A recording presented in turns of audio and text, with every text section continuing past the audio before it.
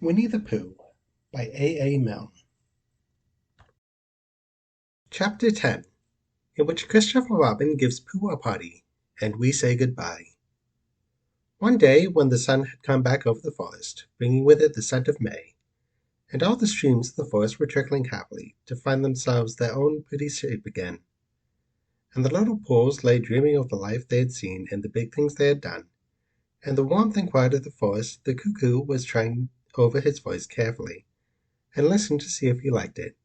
The wood pigeons were complaining gently to themselves in their lazy, comfortable way that it was the other fellow's fault. But it didn't matter very much. On such day as this, Christopher Robin whistled in a special way he had, and Owl came flying out of the 100-acre wood to see what he wanted. "Owl," said Christopher Robin, "I'm going to give a party." "You are you?" said Owl. "And it's to be a special sort of party. It's because of what Pooh did when he did what he did to save Piglet from the flood." "Oh, that's what it's for, is it?" said Owl. "Yes. So will you tell Pooh as quickly as you can, and all the others, because it will be tomorrow." "Oh, it will it?" said Owl, still being as helpful as possible. "So will you go and tell them, Owl?" Owl tried to think of something very wise to say, but couldn't, so he flew off to tell the others, and the first person he told was Pooh. "Pooh," he said, "Christopher Robin is giving a party." "Oh," said Pooh, and then, seeing that Owl expected him to say something else, he said, "Will there be those little cakes with pink sugar icing?" Owl felt that it was rather beneath him to talk about little cake things with pink sugar icing, so he told Pooh exactly what Christopher Robin had said, and flew off to Eeyore. "A party for me," thought Pooh to himself. "How grand!" And he began to wonder if all the other animals would know that there was a very special Pooh party, and if Christopher Robin had told him about the floating bear and the brain of Pooh, and all the wonderful ships he had invented and sailed on. And he began to think how awful it would be if everybody had forgotten about it, and nobody quite knew what the party was for. And the more he thought like this, the more the party got muddled in his mind, like a dream when nothing goes right. And the dream began to sing itself over in his head until it became a sort of song. It was an anxious Pooh song. "Three cheers for Pooh. For who? For Pooh. Why, what did he do? I thought you knew. He saved his friend from a wedding. Three cheers for a bear. For where? For Bear. He couldn't swim, but he rescued him. He rescued who? Oh, listen, do. I'm talking of Pooh. Of who? Of Pooh. I'm sorry I keep forgetting. Well, Pooh is a bear of enormous brain. Just say it again. Of enormous brain. Of enormous what? Well, he ate a lot, and I don't know if he could swim or not, but he managed to float on a sort of boat. On a sort of what? Well, a sort of pot. So let's give him three hearty cheers. So let's give him three hearty witches, and hope he'll be with us for years and years, and grow in health and wisdom and riches. Three cheers for Pooh. For who? For Pooh. Three cheers for Bear. For where? For Bear. Three cheers for the wonderful Winnie-the-Pooh. Just tell me, somebody, what did he do?" Well, this was going on inside of him. Owl was talking to Eeyore. "Eeyore," said Owl, "Christopher Robin is giving a party." "Very interesting," said Eeyore. "I suppose that they will be sending me down the odd bits which get trotted on. Kind and thoughtful. Not at all. Don't mention it. There's an invitation for you." "What's the like?" "An invitation." "Yes, I heard you." "Who dropped it?" "This isn't anything to eat. It's asking you to the party. Tomorrow." Eeyore shook his head sadly. "You mean Piglet, the little fellow with the excited ears." "That's Piglet. I'll tell him." "No, no," said Owl, getting quite fussy. "It's you." "Are you sure?" "Of course I'm sure. Christopher Robin said all of them. Tell all of them." "All of them except Eeyore." "All of them," said Owl sulkily. "Ah," said Eeyore, "a mistake, no doubt. But still I shall come. Only don't blame me if it rains." But it didn't rain. Christopher Robin had made a long table out of some long pieces of wood, and they all sat round it. Christopher Robin sat at one end, and Pooh sat at the other, and between them on one side were Owl and Eeyore and Piglet, and between them on the other side were Rabbit, Boo, and Kanga. And all Rabbit's friends and relations spread themselves about on the grass, and waited hopefully in case anybody spoke to them, or dropped anything, or asked them the time. It was the first party to which Roo had ever been, and he was very excited.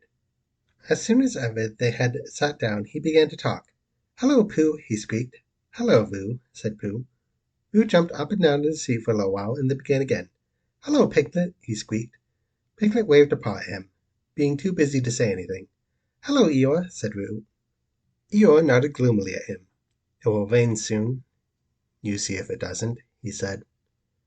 Roo looked to see if it didn't, and it didn't.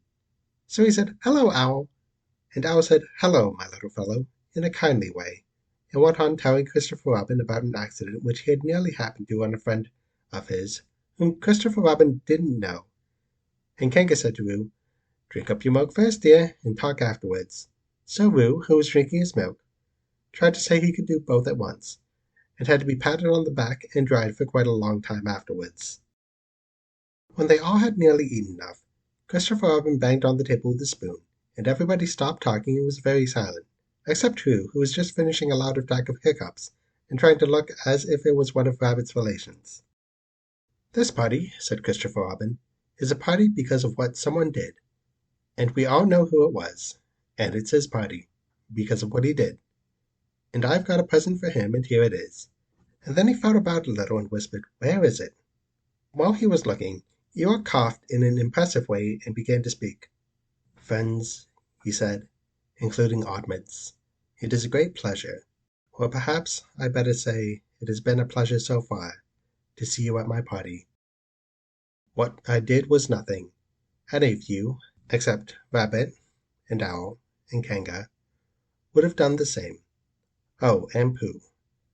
My remarks do not, of course, apply to Piglet and Roo, because they are too small. Any of you would have done the same, but it just happened to be me. I was not, I need hardly say, with an idea of getting what Christopher Robin is looking for now." And he put his front leg to his mouth and said in a loud whisper, "Try under the table." That I did what I did, because I felt that should all do what we can to help. I feel that we all... Hup, hup, said Roo accidentally. "Roo, dear," said Kanga reproachfully. "Was it me?" asked Roo, a little surprised. "What's he talking about?" Piglet whispered to Pooh. "I don't know," said Pooh rather doubtfully. "I thought this was your party." "I thought it was once, but I suppose it isn't." "I'd sooner it was yours than Eeyore," said Piglet. "So would I," said Pooh. "Hup, hup," said Roo again.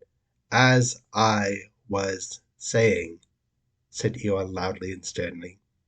"As I was saying, when I was interrupted by various loud sounds, I feel that—" "Here it is!" cried Christopher Robin excitedly. "Pass it down to Sir Pooh. It's for Pooh." "For Pooh," said Eeyore. "Of course it is. The best bear in all the world." "I might have known," said Eeyore. "After all, one can't complain. I have my friends. Somebody spoke to me only yesterday. And was it last week or the week before that Rabbit bumped into me and said, 'Bother, the social round. Always something going on.'" Nobody was listening, for they were all saying, "Open it, Pooh. What is it, Pooh? I know what it is. No, you don't," and other helpful remarks of this sort. And of course Pooh was opening it as quickly as ever he could, but without cutting the string, because you never know when a bit of string might be useful. At last it was undone. When Pooh saw that it was, he nearly fell down, he was so pleased. It was a special pencil case. There were pencils in it marked B for Bear, and pencils marked HB for Helping Bear, and pencils marked BB for Brave Bear.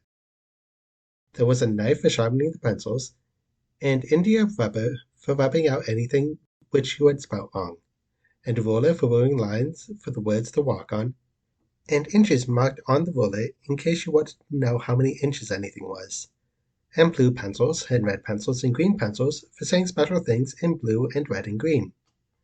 And all these lovely things were in little pockets of their own in a special case which shut with a click when you clicked it, and they were all for Pooh. "Oh," said Pooh. "Oh, Pooh," said everybody except Eeyore. Thank you, growled Pooh. But Eeyore was saying to himself, this writing business, pencils and whatnot, overrated if you ask me. Silly stuff, nothing in it.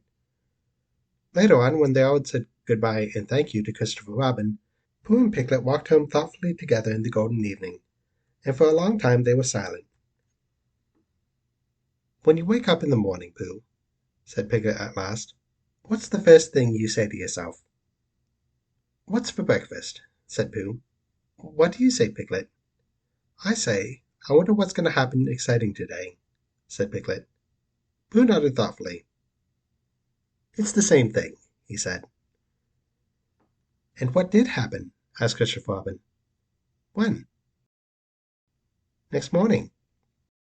I don't know. Could you think and tell me and Pooh sometime? If you wanted it very much. Pooh does, says Christopher Robin. He gave a deep sigh, picked his bear up by the leg, and walked off to the door, trailing Winnie-the-Pooh behind him. At the door he turned and said, Coming to see me have my bath? I might, I said. Was Pooh's pencil case any better than mine? It was just the same, I said. He nodded and went out, and in a moment I heard Winnie-the-Pooh, bump, bump, bump, going up the stairs behind him.